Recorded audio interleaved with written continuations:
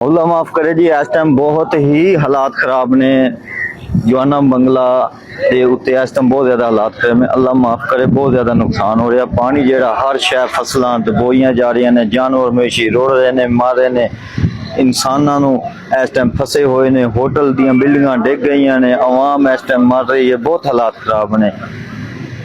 अस्सलाम वालेकुम जी, तुसी देख रहे YouTube channel team Yousaf Randhawa. इस टाइम जवाना बंगला दे एक होटल सी यूसुफ राई दा पठान होटल बनया सी, नहर दे बंद नाल होटल सी। ओदी पोजीशन है इस टाइम बिल्डिंग जेड़ी है बिल्कुल डिग चुकी है, तारां भी पईयां ने, तुहाडे सामने मौजूद ने, पानी ही पानी है। हंगामी सूरत हाल है, इस टाइम एमरजेंसी है। अल्लाह ताला इन पर रहम करे, इन होटल वालों को काफी सारा बिस्मिल्लाहिर्रहमानिर्रहीम। अल्लाह ताला खैरियत करे। ये इंतज़ामिया की नाकिस हिकमत अमली, नाकिस प्लानिंग की वजह से आज ये पूरा शहर डूबा हुआ है। अगर प्लान किया जाता वक्त पर तो शायद इतना बड़ा नुकसान ना होता। तो ये होटल वालों का काफ़ी सारा ये देख लें नुकसान हो गया। पूरी इमारत चौधरी यूसुफ साहब की होटल बना हुआ था, ये सिलाब की वजह से पूरा का पूरा होटल ज़मीन बोस हो गया है।